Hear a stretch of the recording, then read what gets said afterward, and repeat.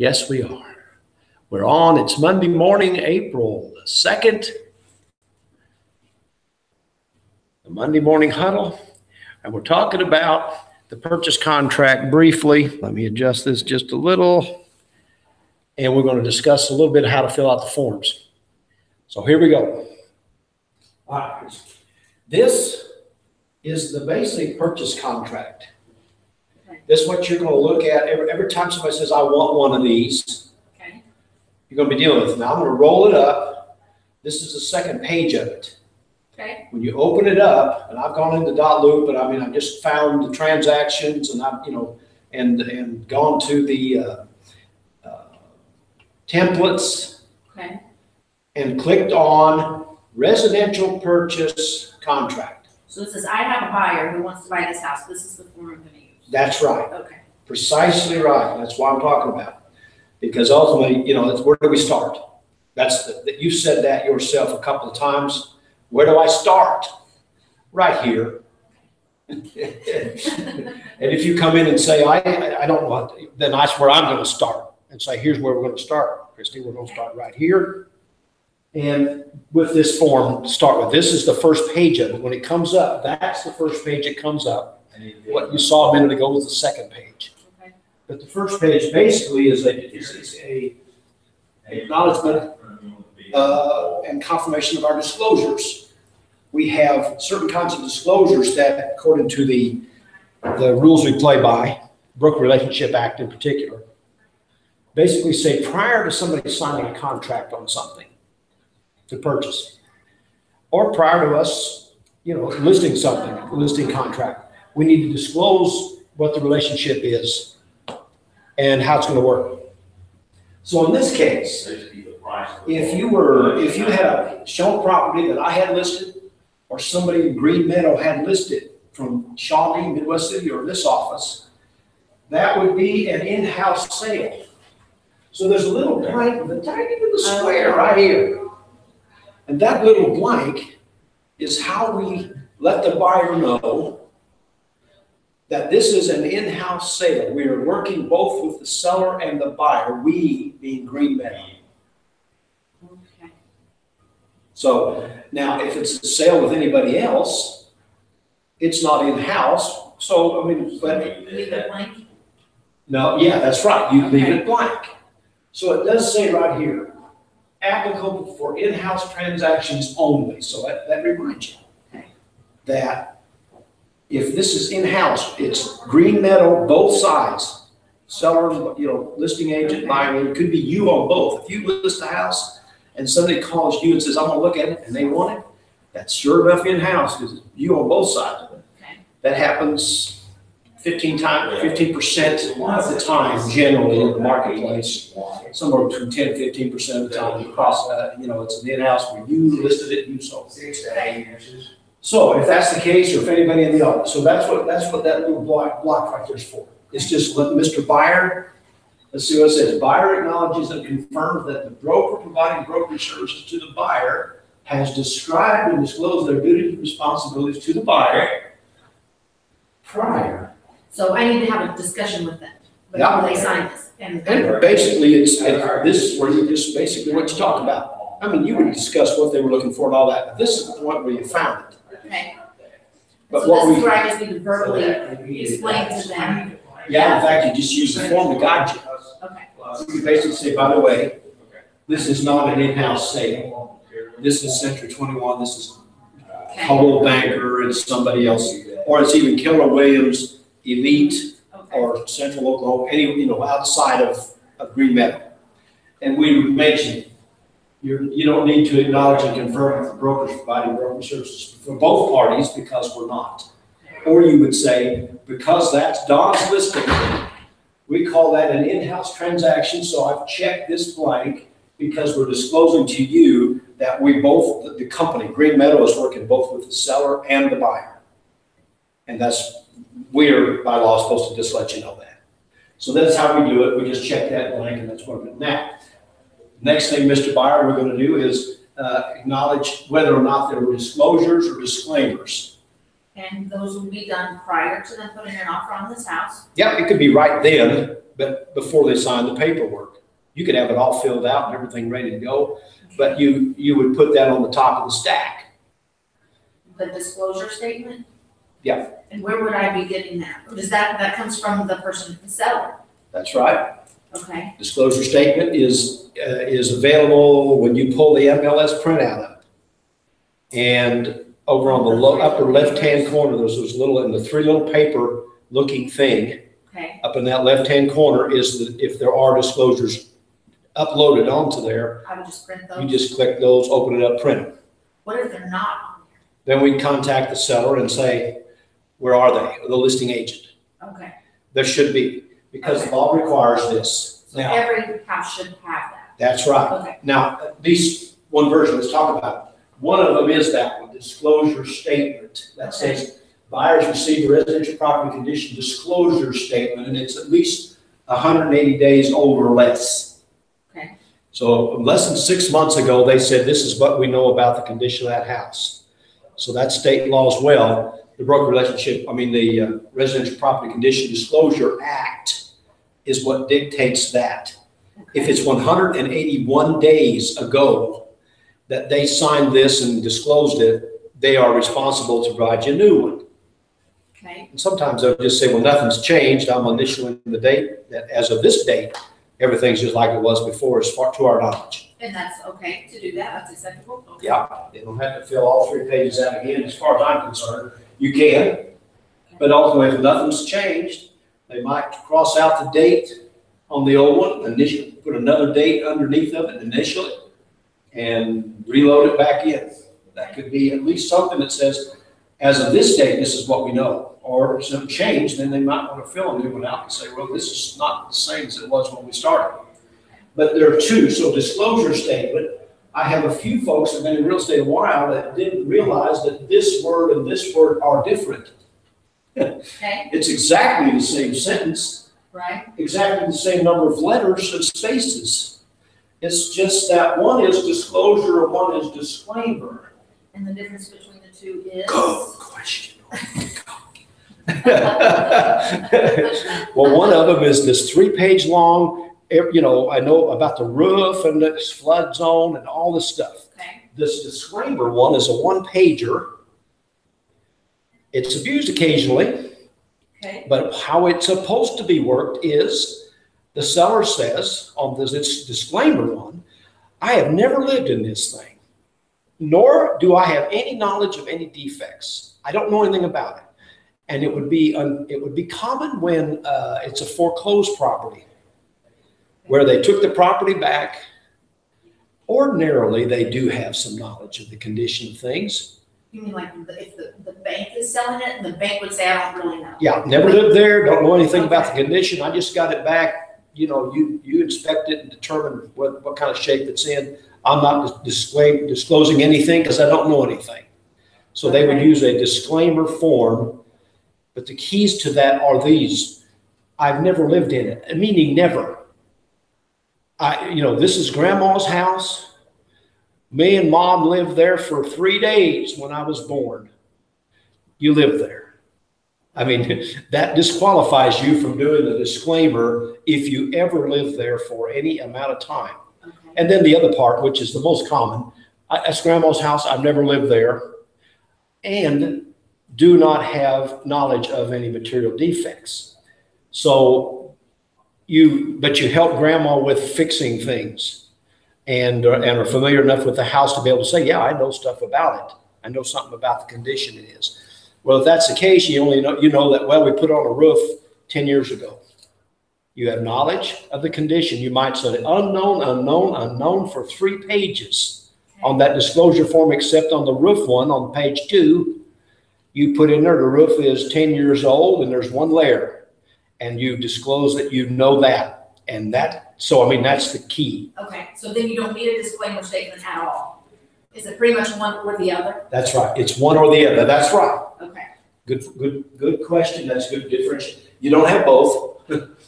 You would either have one or the other. And so what we're doing, most of the time we're checking this top one where it's just residential property that somebody lived in or lives in. Okay. But the second one is could be a relative's house that they don't know anything about, or it could be a repo of some kind or somebody. So one way or the other, you need to be one of these should exist on the MLS printout page. So now, there are some properties exempt from disclosure requirements. New construction would be an example. If it's brand new construction, they're not required to provide a disclosure statement. Disclosing defects is brand new, but that's one of them. And then the other one does not require, under Residential Property Condition Disclosure Act, disclosure is not required. That would be anything over a duplex. So triplexes, fourplexes, 10plexes, whatever. The residential condition, in fact, if you look at that form itself, the disclosure form, the 3-pager, right at the top, first sentence almost, I believe it says, if it's a residential 1 or 2 family dwelling. So if it's 3. 2 is a duplex? Yeah, Okay. 2 is a duplex. Okay. So if it's 3 units or 4, more than 2, then it doesn't, it's not required. You can provide one, Okay. but it's not required. So anyway, what we're doing with your buyer here, we spent about 10 minutes and we haven't got but just, one paragraph down on the first piece of paper here. But we're answering your questions because ultimately you're going to be dealing with this pretty quick. I hope so. It would be nice. Yeah. Well, you're going to you got a couple of buyers that you're, working around with a little bit. So I mean, that's, and then we haven't even met who we're going to meet this week. That's going to need your help too. So, anyway, so that's just the section on what's the condition of the property and what do we know about it. Okay. That's all that is. The top part was who are we working with? Is that a cross sale in-house or not? And what's that situation? The next one is what condition the property is in, and have we reviewed that prior to them signing the next page, which is the purchase contract. But prior can literally be seconds ahead. Okay. But they ought to be at least have had a chance to look at what sellers know or don't know about the condition of that property. And they've certainly seen it by now probably and, looked it over. But what's the seller know about the age of things and so on? Or at least the roof is got a question on it about age and how many layers that they would answer if they knew. And the next one has to do with the lead-based paint. There is a standard federal lead-based paint form, and but it Was requires. that on the MLS with the other stuff? It'll be right with with the other disclosures. Okay. Same little 3 paper looking thing. So it's part of that Yeah. disclosure. Okay. So if it's built before 78, then both of those ought to be on there. And because anything built before 78 had the potential for lead-based paint. And but anyway, buyer signed the disclosure information on the lead-based paint. So that form, they're acknowledging they've seen it and signed it and said, I see that the seller had or didn't have any reports dealing with whether or not there's lead-based paint. So does the seller have to find out if there was lead-based paint, or is it just a given that there was lead-based paint? No, it's basically asking if they're aware of, I'll pull these maybe disclosure forms up here in a minute, but are they aware of lead-based paint or not? If it's built for 78, it might or might not have had lead-based paint on it, but if it's been painted 3 times since then with not lead-based paint, then it's been remediated. The lead has been covered up with something else, or they sanded it off. But most of the time you can't get every ounce of paint off of something when you paint. But the remediation is painting over, what was there before. Okay. But even if you paint over it and it was a window seal and it had lead base and you painted over it 4 times, if a little kid gets over there and chews on that long enough, they might get down to it. So we're basically disclosing to the family there was lead-based paint at some point on this, or maybe still is, but it's been painted over or whatever. Okay. Most of the time, sellers don't know. They just, it was built for 1978, but we have no reports. Yeah. And so that's the thing. I'm not aware of anything. I have no reports, is what the form says. And then the buyer's looking at it and say, well, they don't know anything and they have no reports. The one time, you know, commonly, when you run across somebody that does have a report, it would be maybe it's the, gosh, that slips my mind. Section 8 rentals. Oh, okay. Section 8 rentals, when those properties are being qualified for Section 8 rental assistance, they will have inspectors come out and take a look at it. And one of the inspections is it lead-based paint exposure or not? And they have a report. So that might be when somebody has a report, and because it's been rental property for a few years, and they've been collecting rent from Section 8 housing, and they required that report, so they have a copy. So that would be that's when I run into it. Okay. Do you have a report? Yeah, sure do. Oh my God, you do. And so it usually, in every case for me, it's been a rental property that they were getting government assistance or some kind of assistance on it. So anyway, property was constructed in 78 or thereafter, it was exempt. That's very commonly what we have. And the subject of this transaction is not a residential dwelling. It does not require disclosure on lead-based paint. So if it's not residential, there's no requirement. Okay. So which one is it? And you just check whichever one it is. Okay. And so then you've got a place here for the buyer to acknowledge a couple of things. Knowledge is to confirm the above, that we've told them and talked about the above, and that they've received an estimate of costs. So that's why I get into the law, and sometimes our limited service guys are a little reluctant to get do that for them after the fact. They'll probably do it for them when they list the property, but then they say, okay, Mr. Seller, you're on your own now. We're going to just direct everybody to you. And you waived that we receive our offers. You waived that we convert, counter offers and offers to writing. And you've waived, anyway, there are 3 items that they can waive. Okay. But one of them isn't providing an estimate of costs. So that's when if they're not doing that, we need somebody to do that for them. And that's the job of the realtor. Whoever has a listing contract with them has the responsibility to do it. So that's when I basically, for us, we would do this one as our buyer. So the listing agent does the estimation of costs and gives it to the buyer? No, for the seller. You would do it for the buyer. Oh, okay. So on this one, you do it. Okay. You estimate what the cost will be for them, and we'll, look at that. That little sheet I gave you a week or so ago has got some of that on it. Okay. I got it ready to pull up. So in this case, we're saying we've provided it to you, and you've seen what this is going to cost here before you ever sign the purchase contract. It's just you're acknowledging it right here.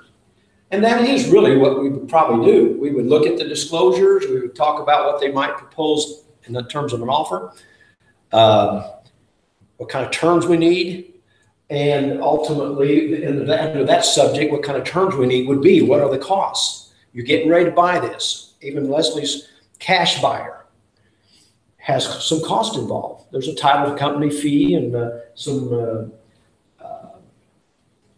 miscellaneous few fees, not many on a cash transaction, but there are some. And we're compelled to let them know, here's what it would cost to close this. So we'll talk a little more about how to break those numbers down a little bit. But here it's saying they got it.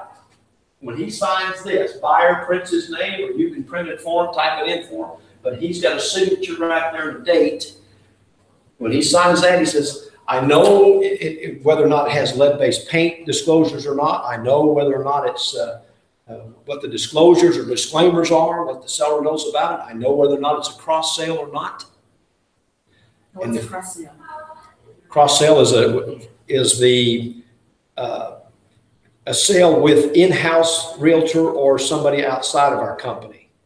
A cross sale would be between us and Century 21. Okay. A not cross sale would be between you and me. because we're both with Green Meadow. Okay. But I always emphasize, just because it's Green Meadow here at South Oklahoma City, that's not just the company. One of the realtors in Shawnee brings you an offer, or you bring one to them. That's in-house also. Are they called Green? They're not called Green Meadow. Yeah, they are. Oh, they are. Keller Williams, Green Meadow, Shawnee. Oh, okay. Keller Williams, Green Meadow, Midwest City. Okay. Keller Williams, Green Meadow, South Oklahoma City. So those are in-house. Okay. So good questions. I mean, that's the thing. That's what we're going to clarify. So here's the deal. You're a perfect example of your buyer. Your buyer doesn't know this stuff and doesn't care. I don't care. I just want the house, is what they're thinking. But you're saying, gosh, that's why I've got a license number and you don't. Because state laws require certain protocols, and I'm going through them with you. I know you don't care. That's why I got the license. I have to care, because there's an order to this. And so it's just some fundamental things. And after a while, it's just simple to get it figured out in your head. But I got to get it in there to start with, so we can start sorting. And then there's just the bottom part of this. So your buyer signed up here. When then it goes to the entire contract goes to the seller for their scrutiny or approval. Okay. And you send that to the listing agent? Yep. Okay. The listing agent, according to your forms, is the same as sending it to the seller. Okay. Because the forms basically say that if the listing agent or the selling agent, the brokers, realtors receive the documents, it's the same as if the seller or the buyer got them back. Okay. So delivery can be an important factor. And so when it got to the realtor, it got to the seller, whether or not they showed it to him or not, or got it to him or not, is how it worked. But the second section just says, again, seller acknowledges and confirms the broker is providing services. So I mean, who is the seller saying, okay, is this a cross sale or not? Okay. So buyer up top we talked about, same exact words down here, but it just says seller instead of buyer. Okay. And there's the same little blank. Now, if that top one up there is checked, if that one's checked, there will never be an occasion where this one isn't.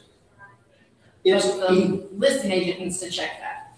Yeah, or the buyer, the buyer, whoever fills out. The selling agent knows it when he's filling out the forms. You might as well check it. Okay. Because when you're filling out the forms who's got the listing. Okay. So I would check it if I was filling it out and I had the buyer. Okay. Because I know it's either is or isn't. So now here's where, seller further acknowledge receipt of estimate of costs. This is where the listing agent would do their estimate of cost for the seller and say, here's what you're going to come out with. Okay. You're not worried about that if you got the buyer. The seller's doing that on their end. But once that seller signs here, he says he's seen it. I've seen what I'm going to come out with. Approximately. It's an estimate. We circle estimate because it's, in rounded numbers, because it needs to be an estimate. We don't know exactly.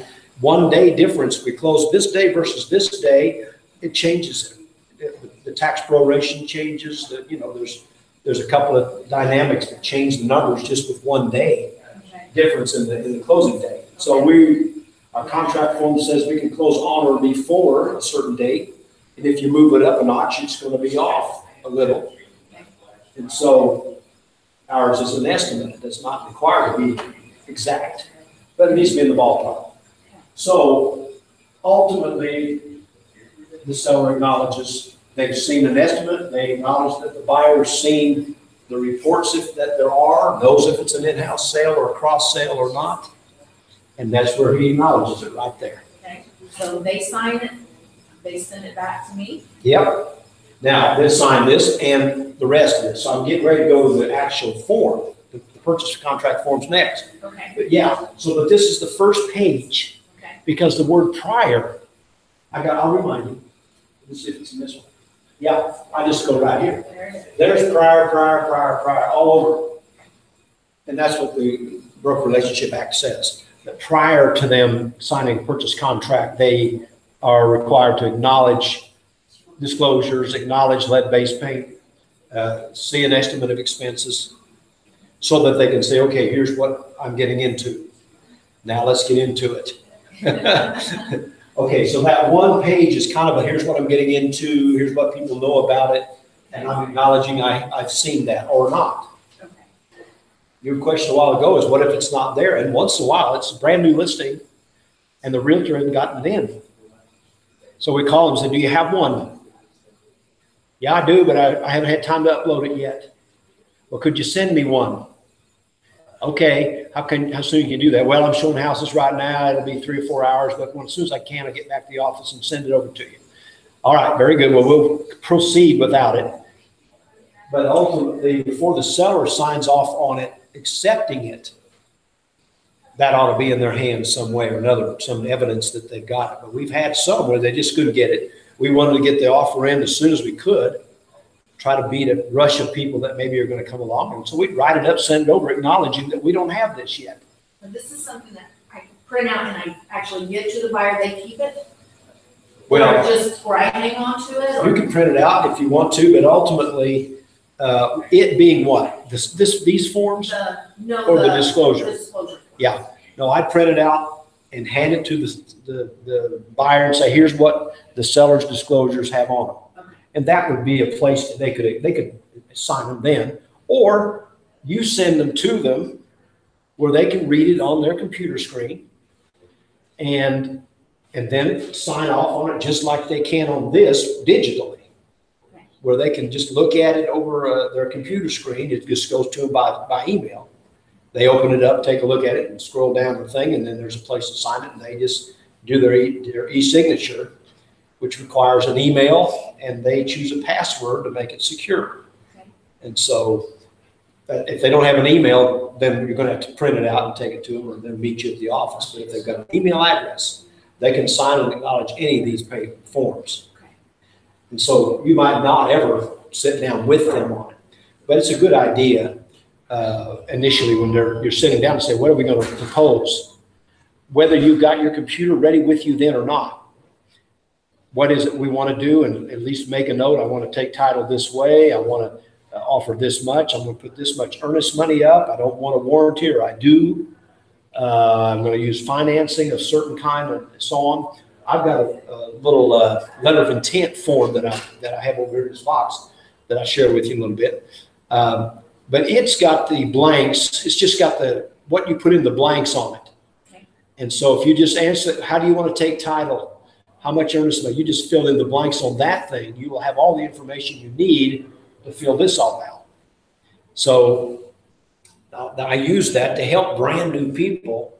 It's just my little tool. There's nowhere else that I know of, but it's a way because I just know what's coming. They just come and say, hey, do you want this house? And you maybe have enough knowledge to find these forms and maybe type in the stuff. But initially, before you type it in, you don't know for sure what you need to know.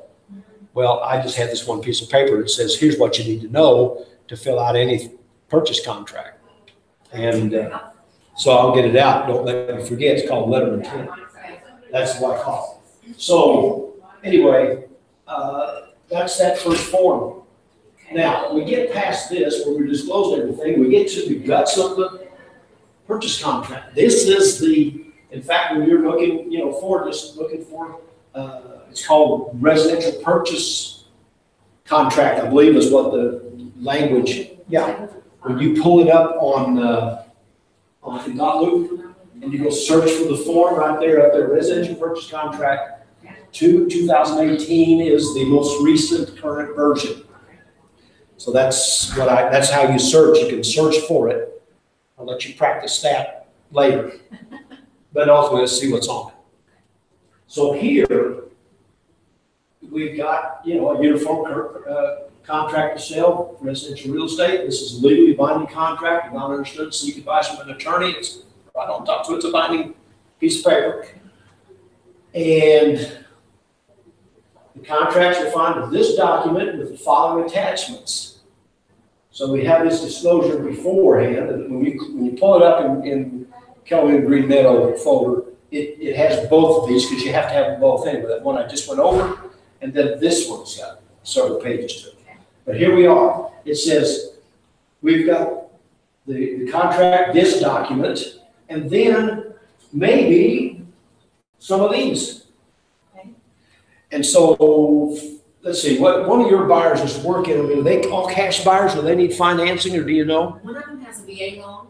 Okay. The other two, I don't know. Okay. And then one is gonna be a first-time homeowner. See, and I don't really know the difference in all those. Yeah, don't need to know it. Okay. Your lender will know. One of them's VA. Okay, one of Whatever them it is is. VA. It's just one of them's VA. Well, then you would check the box that says it's going to be this document, the purchase contract, and a VA loan supplement. Okay. Or attachment. There's another separate form from these that deals with the VA loan. Or in your first time buyer's case, if it's not, they don't have to, they might very well go FHA or conventional. This is assumed to be And cash. there's another attachment you're saying for those, Yeah. for the loans? It's another form. For any loan? Or Yeah. just for any loan, okay. Yeah, basically any of them, because you've got conventional FHA, VA, assumption, seller financing. You could have the Indian loan, and, you know, stuff. So there's a blank here where you could check and just fill out if it's different than these. There's a USDA loan, and just there's several different loans besides FHA and VA conventional, but those are the ones most ordinarily. And then I would point out, this has one if it's got a homeowners association.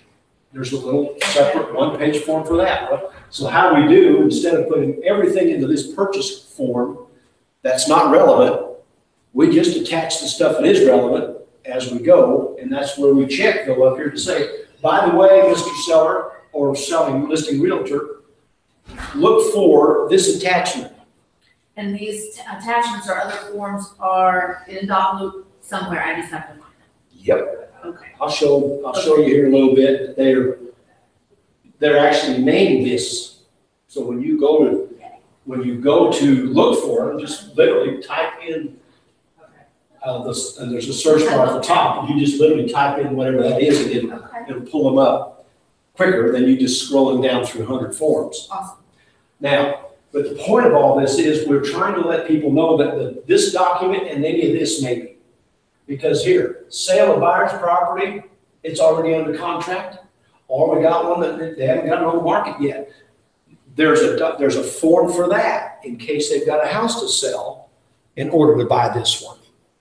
Okay. And so that's what those two are. But one of them is I've got a house to sell in order to buy this one. I already have a buyer for it. That's the one that says presently under contract. Okay. Or the other guy is I got a house. I fell in love with this. I wasn't planning on buying a house today. I just was going to look around and see. I fall in love with this, but I got to get my house sold or I can't buy this. Can't qualify for both. Well, we have a little extra 2-page form that says, well, we understand that you've got a house to sell and it's not under contract, and it stipulates on there what the rules of that road look like. Okay. So everybody understands, here's how we're going to handle that. So that's another day probably, but they exist. So I would have two attachments, basically, their loan attachment and then whatever these other things might Yeah. apply. If you have any. If I have any. Now, there's occasion where you wouldn't have any. And that's when it's a cash transaction. Okay. So we're talking to Leslie and her situation. Okay. It's simpler. You got none of those up there to worry about. And it says this is a cash transaction unless a finance supplement's attached. So if we don't check up there and there is no check, anything attached, we then make the assumption this is cash. And so that's where it says right down here. So up here though, you have, just the names of the sellers and the buyers. You'll know the buyers' names. You'll say, well, how do I know the seller's name?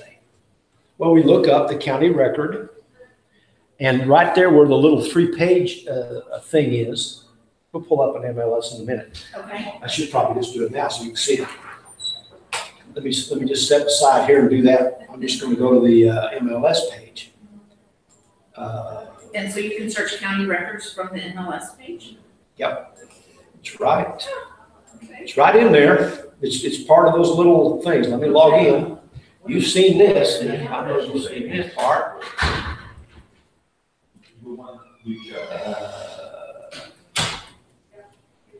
So let's put some pictures to what I keep saying. Okay. So we log in, we go to our matrix page, And let me just go to recent searches. Let me shrink that down just a touch. Get the whole page on there. Recent searches, let's just see. No, let's see if that one still comes up. So let's just pick something over here. And see right here, you can see them then, photos, the map. This is the tax record right here, which has the name of the seller in it. Okay. Here's the little 3-page paper thing I've been talking about. Yes. So let me click on it.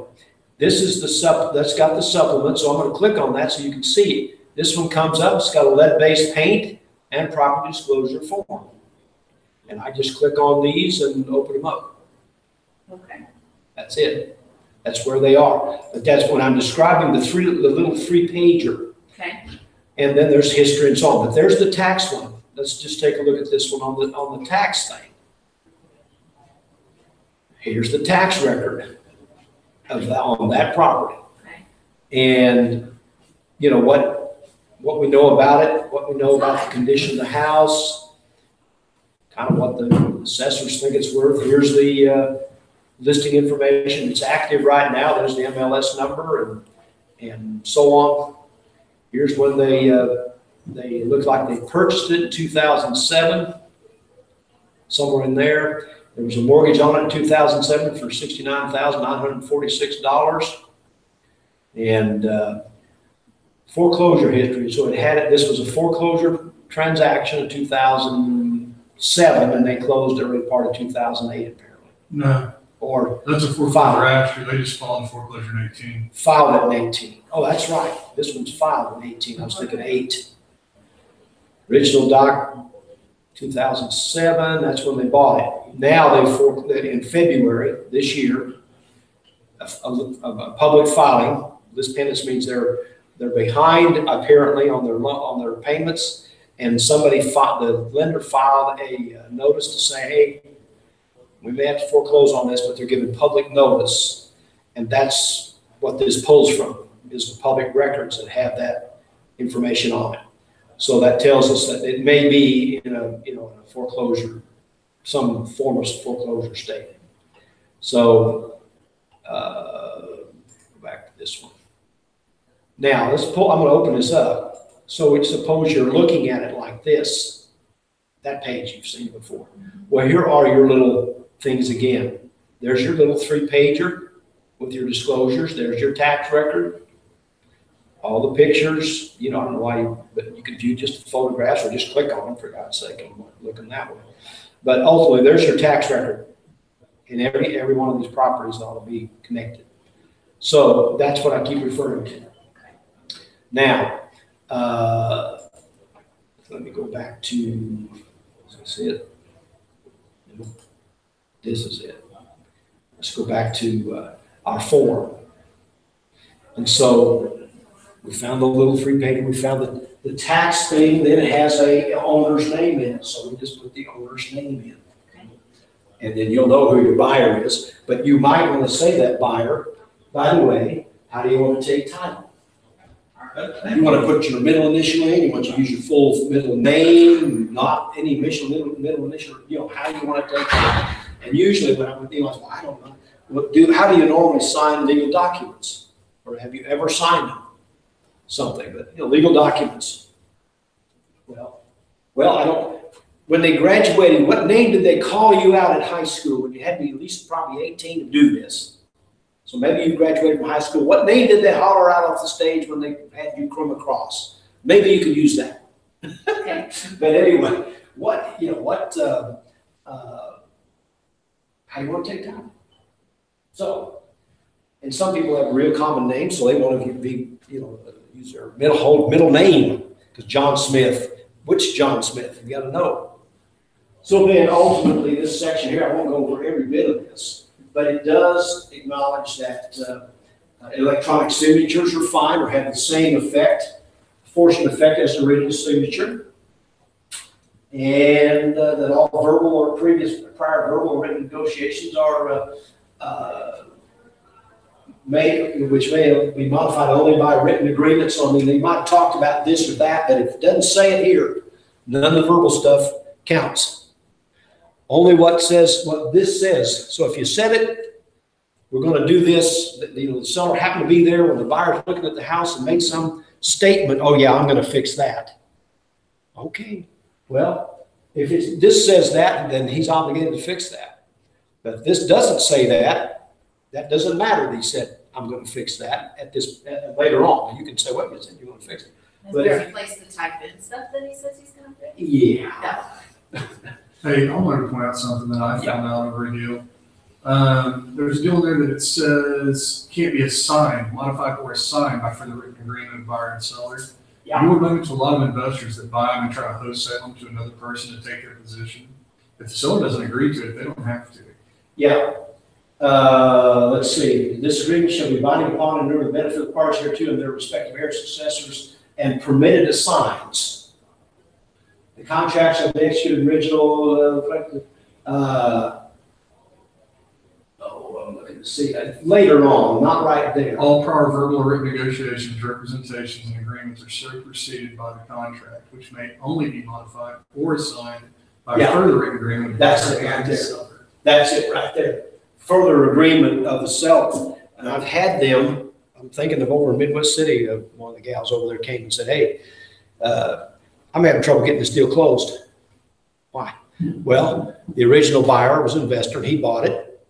And then he assigned it to somebody else. And now he's not closing. What do I do? I said, well, did the seller agree to this assignment? No, he didn't know about it. I said, well, that other guy, whether he assigned it or not, he is default. He's the guy responsible for this to close, not that one.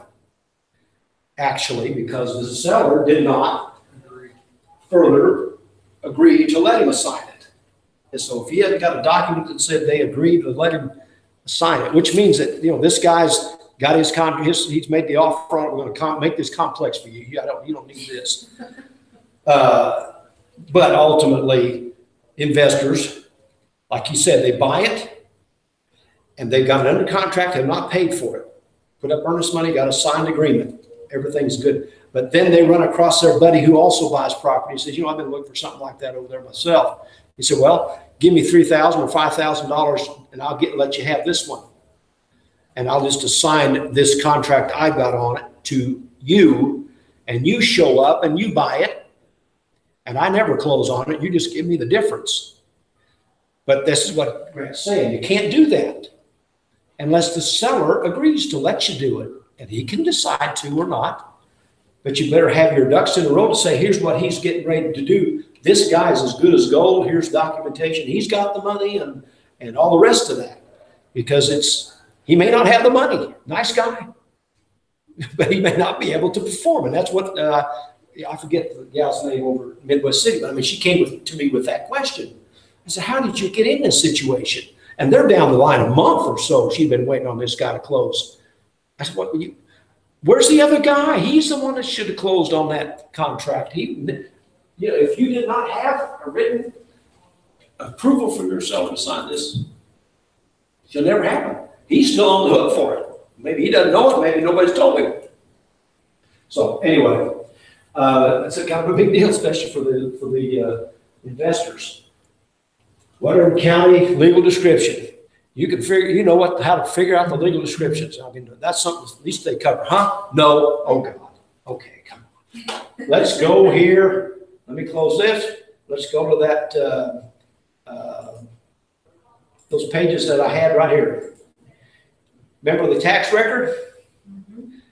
Well, Amy L. Bird and Benjamin M. Jimenez of Ada, Oklahoma own that property. Okay. So there's the name of the seller, in case you need to know. Okay. Now, what else was I going to, legal description. Yeah. All right, so we scroll down into this record and find, in this case, lot 28 and 29, block 7, lots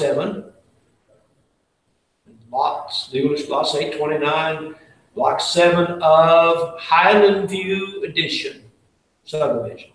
So everything under location information and tax information is the legal description? Yeah, not all of it, but I mean, ultimately, this is where you find it. I don't know any other place on here that's got it on there, do you? No, it's not on there. That's how you just have to know that it's those things combined. Right. So you would type all of that stuff in there, You or? type lots 28 and 29, block 7, addition, Highland View, addition to Oklahoma City, Oklahoma County, Oklahoma. Yeah, so let me go back to that in form. And let's, where are you? Let's go back to here. So you got this big line, and then there's more line, space here, put it in. But lot 28 and 29, block 7, Highland, whatever it was, like you said, and then it's asked for city, so the county's right here. So you're already going to put the county up there. You're going to put the city and the zip code down here with the address, but ultimately lot, block, and subdivision to Is it whatever on the county. line or in that box? Either one. You can put it in the box. I don't know.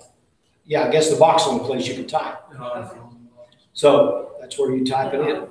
I mean, that's where it goes, is in the box. Oh, When you put it, if you go to view, edit, if you go to view details and you put it in there, then it autofills to there. okay. Yeah, I mean, you can fill in the information before you ever start on who the buyer and the seller and all this is, and it'll automatically populate it to here when you first open it up. There's a page that asks you, who are these people, what are you selling, all that kind of stuff, and as much information as you fill out, it'll populate it, and here's you have to type it. But if you don't know it or don't type it in, you can do it. You can separately do it like right now. Just start typing. So, but that's where it goes. So your legal is just right in here, which then should match the address. When the buyer gets or the seller gets this thing, they ought to look and see, are we selling the right property? Is there one type? It's lot 6, block 28, lot 28, 29, block 6, wrong house. So I mean, just one letter on the keyboard over. So that's a time and place to make sure if you're the listing agent, that they got that right. I know that's the one they want. That's the one they looked at. That's the one they set the showing up on. But is it the right one on the paperwork? Because when this gets to the title company, they're going to pull this one and do the title work on the wrong house if it's just one number off. So no big deal. But they ought to catch it if the address does not match that legal description. They'll say, well, something's wrong here. I better call Christie and see which house is this for sure. Because the legal description says blah, blah, blah, blah, and you check it out. Oh, that's a mistake. But if you're the listing agent, that's the time for everybody to make sure we're selling the right piece of property. Right address, right seller's name. See, right down to here. If you get the right seller's name in here, and you get the address right down here and screw up the legal description, they ought to, by gosh, be able to figure that out at the title company. But it'd be a good idea for you to know. So anyway, and then they're selling the minerals if they own any and whatever the fixtures that are attached and so on and so forth, it says here. And then we get into the purchase contract, the purchase price part of it. So here, if there's finance involved, it's acknowledged. It's a cash transaction unless there's a finance supplement attached that we already checked up above, in your case, VA. And so it's acknowledged as a VA loan. So the purchase price is going to be whatever it is. And payables follows. Buyer's putting up how much earnest money. So let's talk about that. Yeah, thank you. Let's talk about that. Yeah, is there a rule of thumb? She's about to ask me that. Boy, I wasn't going past that without. So what price would your VA buyer be buying in the right general range? 140. 140. All right. So there's a rule of thumb. There's no hard fast law, but a rule of thumb would be about 1% of the sales price would be kind of what the earnest money ought to be in that ballpark. Okay. But here's the deal: if the seller will accept a nickel, and the buyer's only got a nickel, and on VA, you can get them in with a nickel or less. So it comes down to what will the parties agree to. But rule of thumb, well, how much earnest money should I put up? Well, probably around 1,500 or so would be sort of customary. That would be an answer. Okay.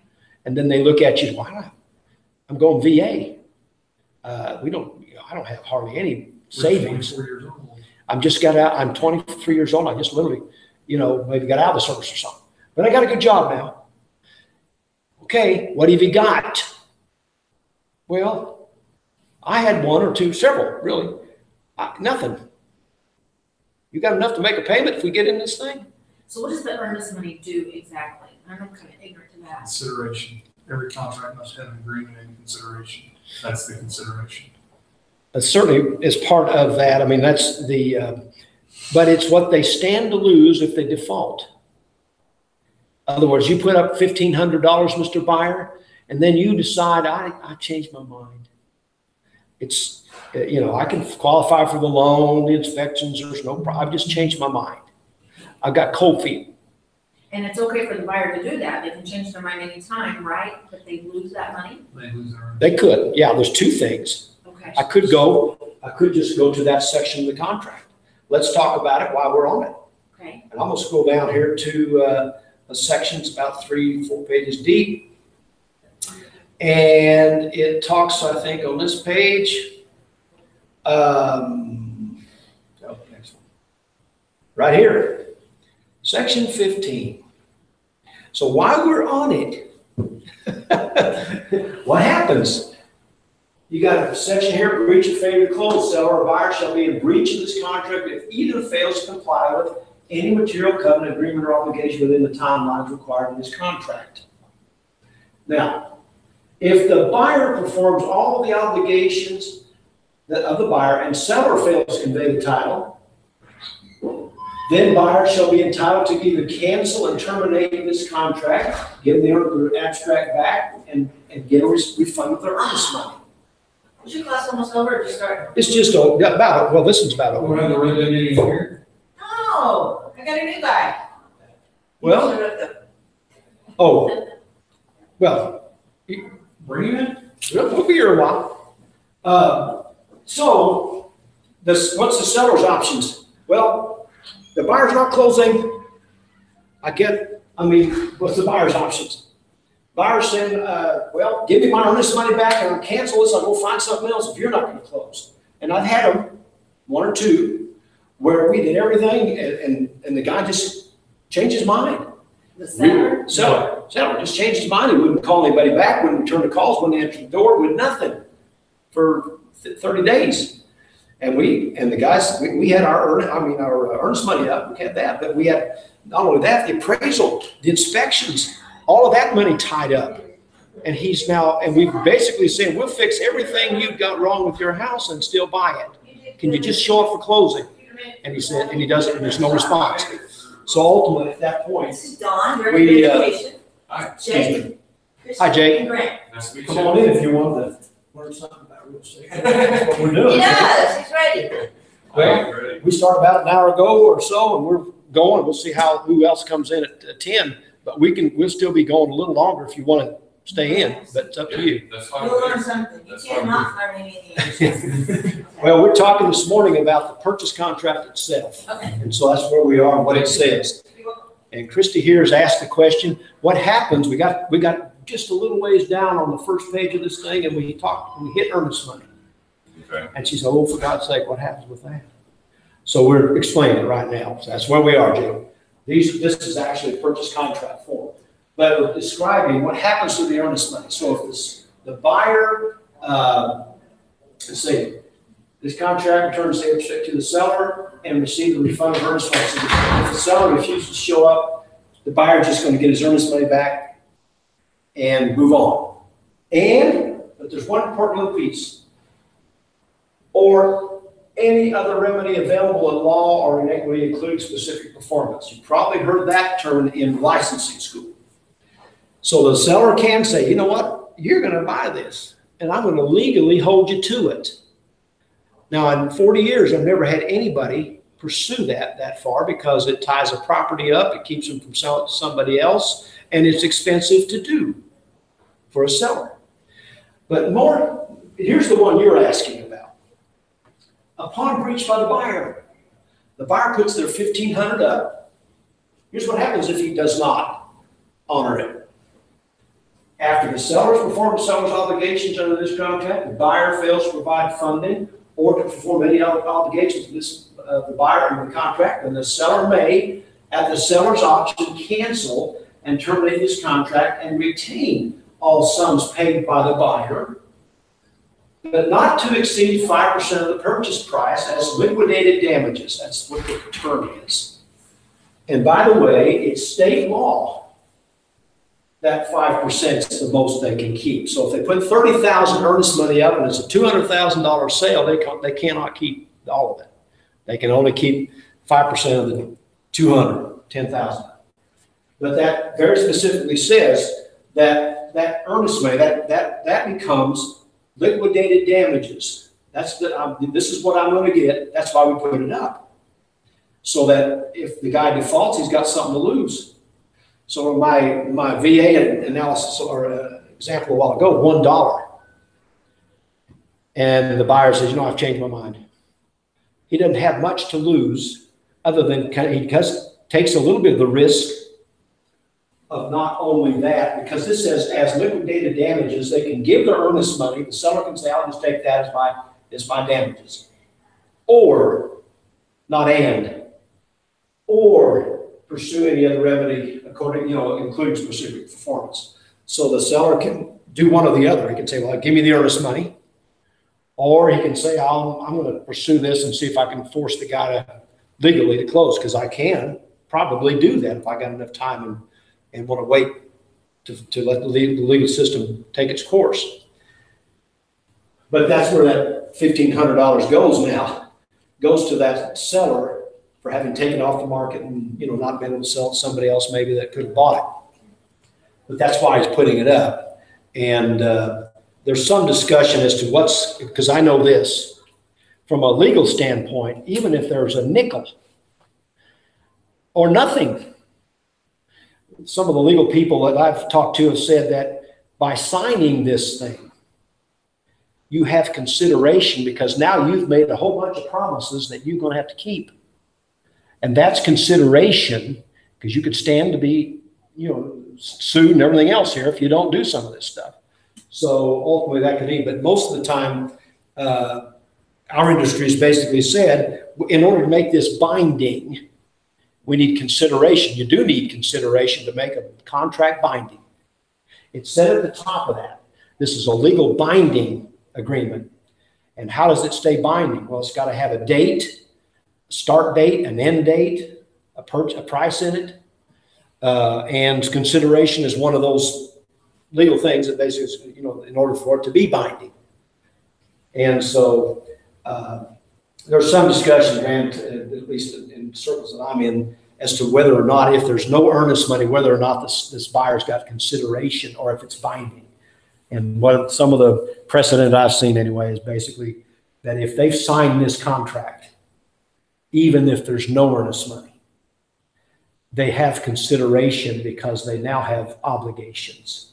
And that can be constitute consideration. But we in real estate have said, no, we need earnest money, because we don't want the guy to have $1 out of his pocket to just walk away if he just feels like it. Just gets in the wind, the grass isn't the green color I want. He can literally get out of this about that easy. The grass isn't the color I want it, but it's going to fall under inspection, period. As far as that part is concerned. But that's your question. How does this deal with, and why does it matter? Well, this is because that says that. And so Jake, yes, sir. Jake, question Christy had was, what would be a customary amount of earnest money? This money that people put up when they write a contract to basically say, hey, if I don't follow through on this and I break this, then you get to keep it, Mr. Seller. And the answer, generally, rule of thumb, is about 1% of the sales price. Doesn't have to be that. It's negotiable. Whatever the seller will take is really, or allow. And I've had the veterans especially say, veteran seller, veteran buyer. And the veteran seller says, what branch of service? And he says, I'm one of them too. I'll take $1 from this guy because I trust him. He's a Marine. And I've closed them. I never had one not close where they took that risk, but I basically went through what I just went with you and said, if he changes his mind, you got nothing and you're tied up off the market here. So is that okay with you? Yes, he's a Marine. Is that provide? Let's go. And so ultimately, but that's the section. So I jumped way ahead, Jake. But those two sections deal with what happens if somebody defaults, because the seller can default too. Like I said, I mean, a couple of occasions, that one's the most recent, and she ended up buying a beautiful little house. But I'm still frustrated that she lost $700 or $800 on the other one where the guy would not even answer the phone and say, go jump in the lake or anything. He just did not. And it was a realtor with a cross sale in the north side of town. So we tried everything we could to get those two guys to say, hey, we'll take the thing off your hands. You got a bucket full of repairs here and you're not dealing with them. So am I supposed to get out of here? No, we just. Apparently they decided they want to have their red day meeting where we're having our classes without asking anybody. I see. Oh, we don't know. We just came here thinking this is Maybe it's not over here. Oh. I apologize. I don't know. It's no problem. It's no problem. We got this thing until noon. Oh, you do? Well, then we do. But ultimately, we don't have to. I mean, we get the folks that come in at 11, it could be some, if they're not here, we generally are done by 11 o'clock. So.